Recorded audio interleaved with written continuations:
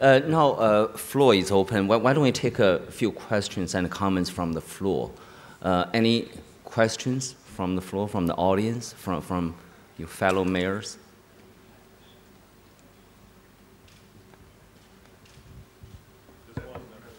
Yeah. Would you identify yourself? Christopher Hambeck. I'm the Executive Director of the British Chamber of Commerce in Hong Kong and Chairman of Aircom Miser Limited, an energy conservation company. My question really is to Mayor Bloomberg. My son is a resident of your city in Upper Manhattan. And one of the things that struck me over the years of going to New York is the work that's been done on the west side and the creation of that series of parks from the aircraft carrier museum right the way up to Columbia. Are you planning to extend that program? And indeed, is there something that other cities can learn from it? It's certainly an area here in Hong Kong that we don't have enough waterfront. In New York, you've created a tremendous opportunity for the citizens, not only to run, to cycle, to push babies, do all sorts of things of that nature.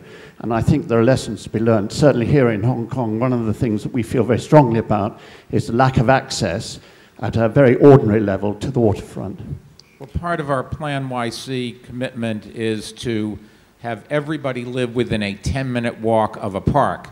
Now, given that the city is pretty built up already, it's hard to find open land. So one of the things we've done, for example, is taken playgrounds outside of schools and made sure that they are greener and more open after the school is out to the general public to go in. We've also recently done what Paris had done a long time ago, built an elevated park. It runs parallel to the park you're talking about, slightly in towards the center of Manhattan, and that's being extended. What we found is that when you build parks, you enhance property values. When you plant trees, you enhance property values. So they are very popular.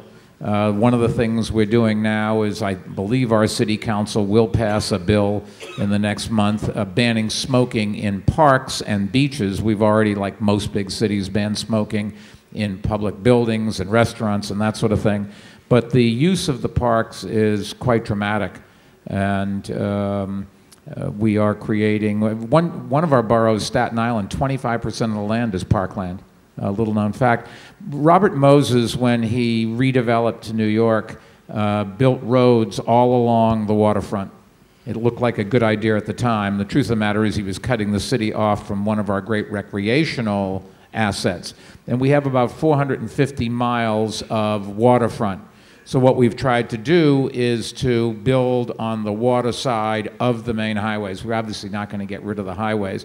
The Hudson River Park, which is I think the one you're talking about, but it really goes the entire west side of Manhattan. You can bicycle down the whole thing. You can walk parks down the whole thing. On the east side, the biggest impediment we have is one of our great assets, the United Nations. There doesn't seem to be any ways to get around it easily without going on the main streets. But short of that, even on the east side, you can go from the tip of Manhattan all the way up along a park. Wow, that sounds great.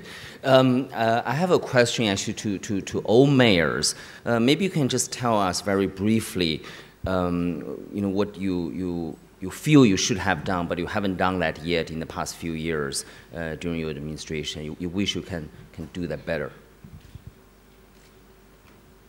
That'll be very brief.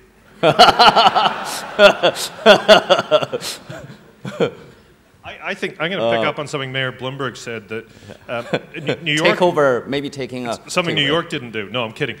New York and Hong Kong are quite unique cities because of the density, with excellent higher order rapid transit. In Toronto, we're building our higher order rapid transit through light rail to add on to our subway system, and it's essential. If people, for example, in further out neighborhoods who perhaps are working 2 or 3 part-time jobs, if they want to be part of the fabric of the city and allow them to have the chance to succeed and their incomes to grow, they need to be on rapid transit instead of being on the bus when they might ride it for 2 or 3 hours a day. Very, very important. A real challenge, certainly in the North American context, to build new rapid transit for various financing reasons. It's expensive. Fortunately, we put in 2006, I committed to making a plan. We made it by 2007, and construction is underway now. But to do everything that's needed in a short period of time is an immense challenge. And I hope that we're able to continue building it. Because without excellent rapid transit, you can't deal with your transportation emissions, and you also can't build a dense city where people live as they do in Hong Kong and New York in quite environmentally friendly ways. If you look at the carbon footprint of the average person in these two cities, it's lower than some sprawling cities. So that's a critical piece, and the more a city like Toronto can do about that, the better. That's very brief. Mayor Bloomberg? Well, we can go longer if you want. Our biggest problem when it comes to transportation is that our transportation system includes areas outside of New York City proper.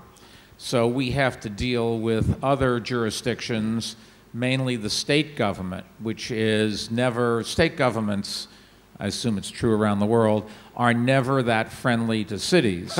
And the reason is the way the politics work. The concentration of wealth and jobs is in the big cities, but the political power is spread throughout the area, and so you have less dense areas that have disproportionately large amount of power and political power, and don't want all the monies to go to the city. So, for example, in New York City, one of our railroad lines, part of this regional metropolitan transit authority, actually goes into Connecticut.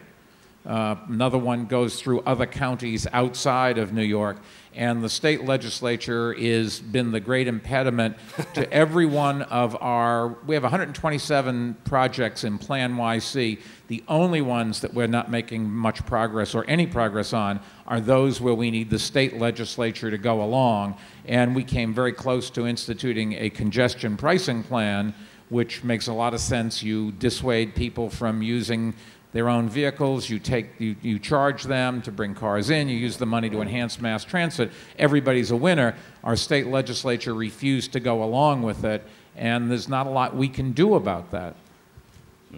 Thank you. Major challenges in South Africa, Johannesburg? Yes, thank you very much. I want to say that,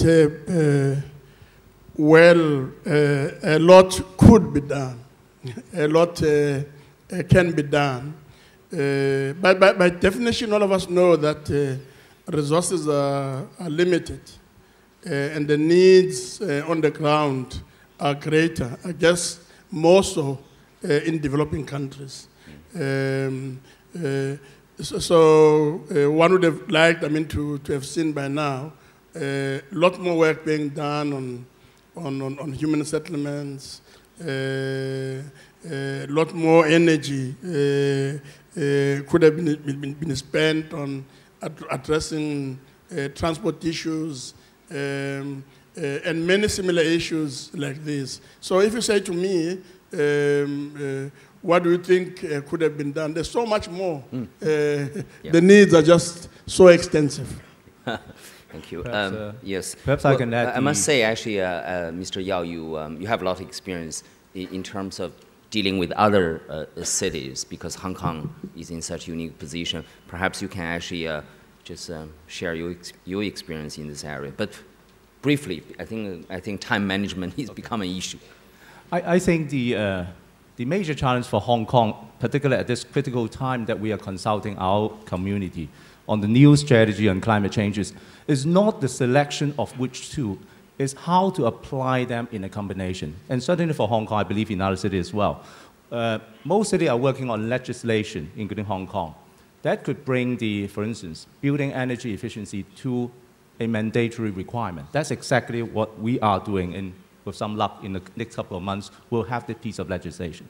But the community would also expect government contribution, particularly in hardware or incentive. That's what we have embarked on, like district cooling system, which will change the infrastructure, not just bring back more accessibility to the seafront, as Chris mentioned, but also a new sort of urban design.